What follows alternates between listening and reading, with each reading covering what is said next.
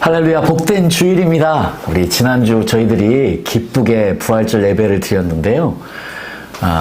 오늘 이번 주에도 계속 부활절의 연속성상에서 부활신앙을 어떻게 우리가 매주마다 또 매일마다 경험할 수 있을지 확인하는 시간이 되기 위해서 오늘은 제가 여러분들에게 이렇게 질문을 좀 던지고 싶습니다. 당신은 정말 부활의 사람입니까? 만약 우리가 정말 부활의 사람이라면요, 우리는 사실은 신출애굽, 뉴 엑소도스를 경험하고 사는 거거든요. 매주마다, 매일마다. 근데 만약에 우리가 부활의 사람이 아니라면요, 그 말은 우리가 여전히 죽음과 어두움의 권세 아래, 그 영향력 아래 살고 있다면, 또 다른 말로 우리는 여전히 출애굽을 하지 못한 애굽 땅에 살고 있는 사람이에요. 그래서 사실은 부활신앙은요, 지난주로 끝난 것이 아니고 주님 다시 오시는 그날까지 매일마다 매주마다 경험되어야 되는 하나님의 놀라운 능력입니다. 그래서 저희들이 이 말씀을 좀 다 확인하고 저희들이 앞으로 이제 어떤 마음 자세를 가지고 살아갈 수 있을지를 더 저희들이 굳건하게 하기 위해서 출애굽기 12장 말씀을 보도록 하겠습니다. 출애굽기 12장 40절에서 42절 말씀 보니까요, 이스라엘 자손이 이집트에서 산 기간은 430년이었습니다.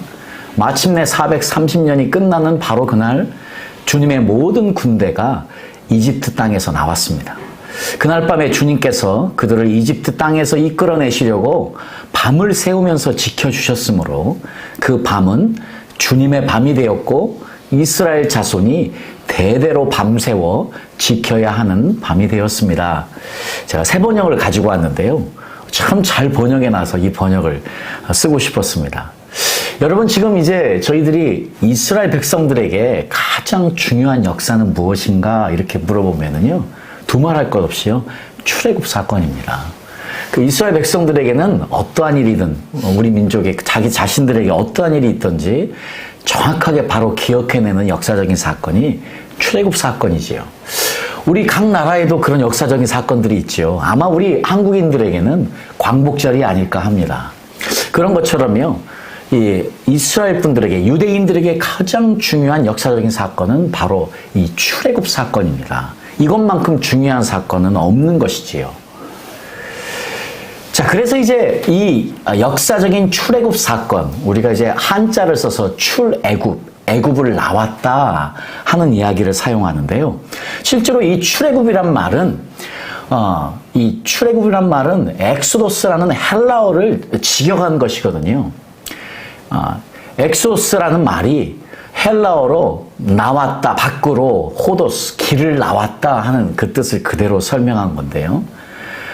그래서 이제 출애굽, 엑소도스라는 단어가 이스라엘 백성들에게 너무 중요한 단어인데요, 똑같은 의미에서 우리 그리스도인들에게도 영적으로 너무 중요한 단어예요.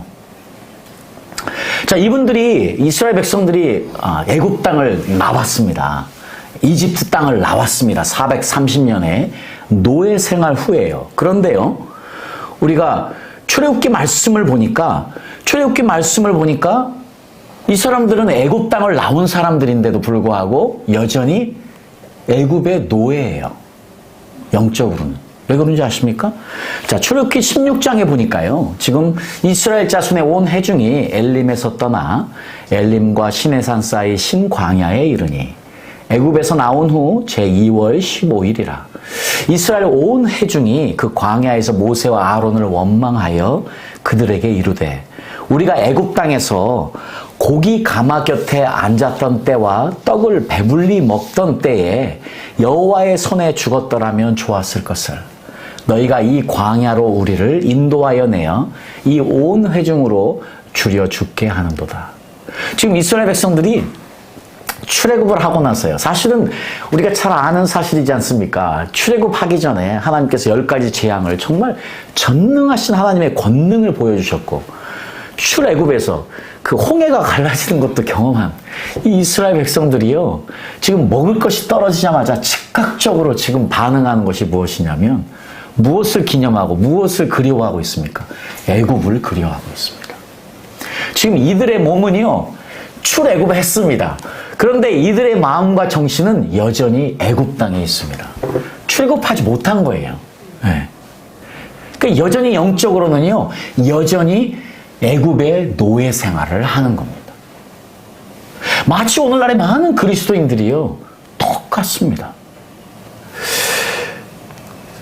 자, 보십시오. 민수기 14장이에요. 그리고 나서 어느 정도 시간이 흘러서 지금 온 회중이 지금 가나안 땅에 왔습니다. 약속의 땅에 왔는데요. 그 약속의 땅에 엄청나게 큰 사람들이 살고 있다는 이야기를 듣고 지금 온 회중이 소리를 높여 부르짖으며 밤새도록 백성이 곡을 했답니다. 이스라엘 자손이 다 모세와 아론을 원망하여 온 회중이 그들에게 이르되 우리가 애굽 땅에서 죽었거나 이 광야에서 죽었다면 좋았을 것을 어찌하여 여호와가 우리를 그 땅으로 인도하여 칼에 망하게 하려 하는고 우리 처자가 사로잡히리니 애굽으로 돌아가는 것이 낫지 아니하냐.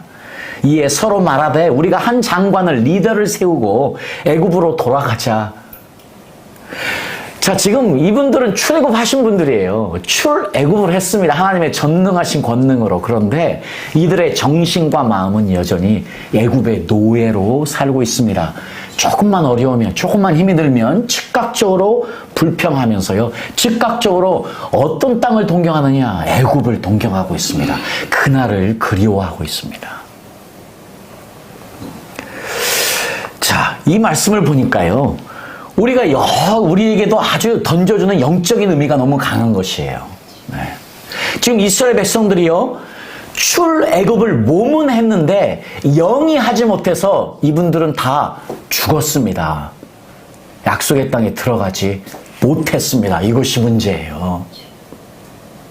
우리가 지금 몸은 교회에 있습니다. 우리가 몸은 마치 우리가 믿는 사람처럼 우리가 그리스도인으로 살고 있습니다.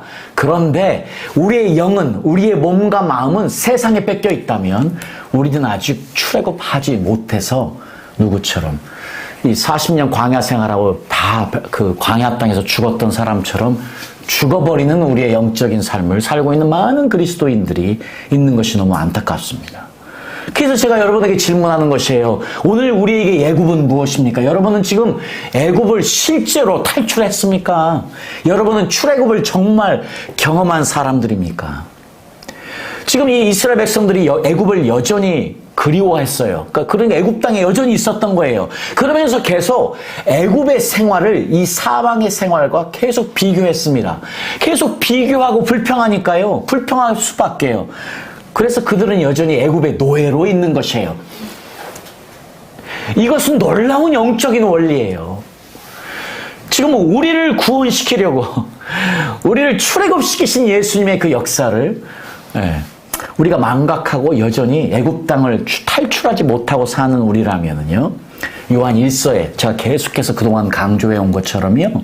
누구든지 세상을 사랑하면 아버지의 사랑이 그 속에 있지 아니하니 이는 세상에 있는 모든 것이 육신의 정욕과 안목의 정욕과 이생의 자랑이 다 아버지께로 쫓아온 것이 아니요 세상으로 쫓아온 것이니라. 여러분, 세상을 사랑하면 출애굽하지 못하면, 영적인 출애굽을 진정으로 하지 못하면 우리 다 이 땅에서 그냥 죽습니다. 약속의 땅에 절대 들어갈 수 없는 이것이 성경이 이야기하는 진리입니다. 이 이야기를요, 사도 바울이 너무나 정확하게 갈라디아서 밑에부터 먼저 읽겠습니다. 그리스도께서 우리로 자유케 하려고 자유를 주셨으니 그러므로 굳세게 서서 다시는 종의 멍에를 매지 마라. 지금 종이라고 할 때 우리가 즉각적으로요 뭘 생각해야 되냐면 종으로 살았던 이스라엘의 430년의 이집트의 생활, 애굽 생활입니다. 영적인 의미에 지금 사도 바울이 이야기하고 있지만 이것은 즉각적으로요 이스라엘 백성들에게는 즉각적으로 종으로 살았던 430년의 애굽 생활과 즉각적으로 연관되어질 수밖에 없습니다. 그래서 로마서에서 17장 보죠. 6장 17절 18절만 보겠습니다. 하나님께서 감사하리로다. 너희가 본래 죄의 종이더니 너희에게 전하여 준 바 교훈의 본을 마음으로 순종하여 죄에게서 해방되어 의에게 종이 되었느니라. 그러니까 지금이요 사도 바울이 지금 로마서에서 갈라디아에서 우리가 이제 골로새에서 또 말씀을 보겠지만 우리가 지금 죄로부터의 해방, 이것이 마치 이스라엘 백성들이요, 애굽으로부터의 출애굽 사건과 똑같은 거예요. 우리가 전에는 죄의 종이었더니 이제는 출애굽에서 자유인이 된 것입니다. 자유인처럼 살아야만 합니다. 자유인으로 살아야 합니다. 그런데 우리가 세상을 바라보고 세상을 사랑하면 여전히 우리는 죄의 종인 것이에요. 우리는 여전히 종으로, 노예로 남아있는 것이에요. 네. 이 이야기를 정확하게 영적인 의미로 사도 바울이 지금 죄의 종의 멍에를 매지 마라 하는데 굳세게 서서입니다. 여러분, 지금 사도 바울이 우리에게 무슨 권면을 하냐면 굳세게 서서 stand firm 해서 다시는 종의 멍에를 매지 마라 하는 의미는요, 우리가 뭐 할 수 있다? 종의 멍에를 질 수 있다는 것이에요. 지금 믿음의 사람들, 갈라디아 교인들에게 하는 이야기인데, 지금 우리가 굳세게 서지 않으면 종의 멍에를 매서 노예 신분에 있을 수 있다는 이야기도 똑같은 이야기예요. 마치 우리가 구원을 받았습니다. 그런데 우리가 구원이 끝났습니까? 완성이 됐습니까? 아닙니다. 완성형은 아직 이루어지지 않았어요. 지금 이루어가고 있는 중이에요. 그래서 우리의 구원을 already, 이미 왔다. 그런데 not yet, 아직 끝나지 않았답니다. 자, 그런 것처럼 지금 우리가 이 땅에서의 삶도요, 여전히 출애굽을 해서요, 약속의 땅에 가고 있는 사건과 똑같습니다. 그러니까 저희들은 질문해봐야 되는 거예요. 우리가 진정으로 애굽을 탈출해서 영적, 육적 독립을 완전히 이루었느냐? 몸은 출애굽했는데 여전히 우리의 영과 혼과 육은 여전히 노예 상태에 있느냐 하는 게 굉장히 중요한 질문이 되는 것이죠. 그래서 골로새서에서 사도 바울이 이렇게 이야기합니다. 우리로 하여금 빛 가운데서 성도의 기업의 부분을 얻기에 합당하게 하신 아버지께 감사하게 하시기를 원하노라. 그가 우리를 흑암의 권세에서 건져내사 그의 사랑의 아들의 나라로 옮기셨으니 그 아들 안에서 우리가 구속 곧 제사함을 얻었도다. 여러분, 지금 이 세 구절 안에 정말 놀라운 구원의 섭리와 우리의 신앙의 삶에 놀라운 진리가 숨어 있습니다. 첫 번째로요, 우리가 지금 빛 가운데 거해야 되는 거예요. 지금 영적으로 따지면 우리가 죄의 종이 되었다 하는 것은요, 어둠에 여전히 잡혀 있는 거예요. 우리가 여전히 어둠 가운데 있는 거예요. 근데 빛 대신 예수님께서 이 땅에서 우리에게 빛으로 오셨습니다. 우리가 구원될 때 우리에게 그 빛이신 예수님이 오셨습니다. 그래서 우리의 여전히 싸움은요, 빛 대신 예수님을 따르느냐 아니면 내 육을 따르느냐예요. 그래서 로마서 8장에 사도 바울이 성령을 따라가면 생명이고 육을 따라가면 죽음이라고 너무나 분명하게 이야기하고 있는 거예요. 네. 자, 그렇습니다. 13절에 우리가 흑암의 권세에서 건져내사 그 사랑의 아들의 나라로 옮겼습니다. 네. 근데 이것이 단회적인 사건이면, 이것이 이례적인 사건이라면 얼마나 좋겠습니까? 내가 예수님을 영접한 그날 우리가 이미 생명으로 옮겨졌고 하나님의 아들로 옮겨진 단회적인 사건이라면 할렐루야, 얼마나 좋습니까? 맞습니다. 단회적인 사건입니다. 그런데 문제는 실제로 우리의 삶을 보면 우리가 그런 삶을 사느냐 하는 것입니다. 우리가 하나님의 나라 안에 살면서 빛 안에 사느냐 하는 것입니다. 아니지 않습니까? 우리가 여전히 뭡니까? 영적 전쟁을 경고하고 있는 것을 우리가 알지 않습니까? 우리가 조금만 마음을 흐트러뜨리면 사단이 바로 우리를 공격하고 우리를 사단의 생각을 집어넣어서 세상을 쫓게 하는 것을 우리가 알지 않습니까? 그래서 이것을 단회적인 사건으로 한 번으로 끝났다고 할 수 없는 것이 사도 바울이 그래서 14절에 그 아들 안에서, 우리가 그러면 어떻게 빛으로 살 수 있습니까? 어떻게 출애굽을 경험하며 진정한 자유인으로 이 땅을 살 수 있습니까? 어떻게 하나님 나라 안에서 살 수 있습니까? 하나님의 나라를 내가 누리며 살 수 있습니까? 오직 예수 그리스도 안에서. 오늘도 내 영과 혼과 육이 in Christ 예수 안에 있느냐 아니냐의 문제인 것입니다. 그래서 오늘도 내일도 우리는 여전히 하나님 앞에 전투하는 거예요. 파이팅하는 거예요. 이 레이스를 달리는 거예요. 그분 안에 임하기 위해서, 그분의 임재 안에 거하기 위해서, 예수님 안에 거하기 위해서. 이것이 성령님의 역할입니다. 네. 그럴 때 우리가 구속고 죄사함을 얻는다. 그렇습니다. 내가 예수님을 영접한 그날 내 일생일 때 가장 위대한 일이 일어났습니다. 예수님이 내 삶의 주인으로 찾아오셨습니다. 그리고 실제적으로 예수님이 내 죄를 다 사하셨습니다. 이례적인 사건입니다. 그런데 어둠은 우리를 계속 공격해서 우리를 어디로 끌고 갑니까? 애굽으로 끌고 갑니다. 이것이 우리가 이 땅에 있는 동안에 당하는 영적 전쟁입니다. 우리가 싸워야 하는 영적 전쟁입니다. 그러니까 그 악한 것들, 그 어둠의 세력에 대항해서 우리는 예수님 안에 거함으로 하나님이 원래 주신 그 자유를 누리는, 출애굽한 사건을 누리는 진정한 자유인으로 살아가는 것이 하나님 아버지의 우리를 향하신 뜻입니다. 자, 그래서 다시 한번 우리를 흑암의 권세에서 건져내사. 자, 그래서 이거를 제가 영어 성경으로 일부러 더 표현한 것이 He has rescued us from the dominion of darkness. 지금 우리가 구원되어진 사건은요, 흑암의 권세에서 우리를 건져낸 사건이에요. 그래서 그분을 사랑하는 그 아들의 나라로 우리를 옮기신 사건인데, 자, 이것을 매일매일 in Christ에서 경험하는 것입니다. 이것을 이미 주셨지만 그것을 매일매일 경험해 나갈 때에 우리가 미래 구원을 완전히 확신하는 것이에요.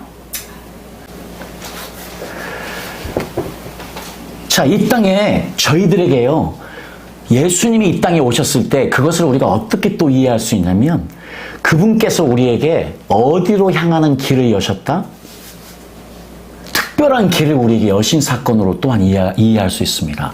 그래서요, 세례 요한이 예수님의 오심을 이렇게 표현합니다. 광야에 외치는 자의 소리가 있어 가로되 너희는 주의 길을 예비하라, 그의 첩경을 평탄케 하라. 지금요, 세례 요한이 지금 예수님의 오심을 예비하는 자, 주의 길을 예비하는 자로 이야기하고 있습니다. 자, 그러니까요, 그것을 받아서 예수님이 요한복음 14장 6절에 또한 이야기합니다. 예수께서 가라사대 내가 곧 길이요, 내가 곧 진리요, 내가 곧 생명이니 나로 말미암지 않고는 아버지께로 올 자가 없느니라. 지금 세례 요한이 예수님의 길을 예비한다고 그랬는데요, 예수님 스스로도요, 길로 오셨습니다. 이 땅에 길을 여시기 위해서 오셨습니다. 어떤 길을 여시기 위해서요? 하늘에 이르는 길을 여시기 위해서. 어떤 길을 여시기 위해서요? 하나님 아버지께 이르는 길을 여시기 위해서요. 어떤 길을 여시기 위해서요? 생명의 길로 우리 이끌어 가시는 길을 여시기 위해서요. 그러니까 예수님께서 여전히 그 길이라는 표현을 사용해서요, 지금 예수님이 가신 길을 좁은 길이라고 표현하는 것입니다. 그 길이 좁답니다. 지금 그 하늘나라에 가는 길, 아버지께로 가는 길, 그 길이 좁은 길이랍니다. 그래서 예수님께서 자신을 따르는 것을요, 누구든지 나를 따라오려거든이라고 이야기하고 있습니다. 마치요, 예수님이 누구든지 내가 가는 길을 나를 따라서 함께 가려거든 하는 것과 똑같은 의미입니다. 지금요, 메타포를 사용하시는데 그 길이라는 것을 계속 사용하셔서 가장 기초적인 복음의 진리, 누구든지 나를 따라와서 내 길을 가려거든, 나와 함께 그 길을 가려거든 자기를 부인하고 자기 십자가를 지고 나를 따르라는 너무나 분명한 길을 예시하시는 것이에요. 자, 예수님은 이 땅에 오셔서요, 구원에 이르는 길, 생명에 이르는 길, 하나님 아버지께 이르는 길을 열어놓으셨습니다.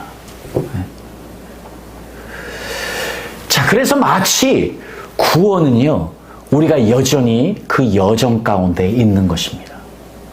우리 구원에 이르는 길은 아직 끝나지 않았습니다. 자, 그래서 이제 이 구원에 이르는 길을 우리가 가면서 중요한 것은 지금 이스라엘 백성들을 기억해내는 것입니다. 사막에서요.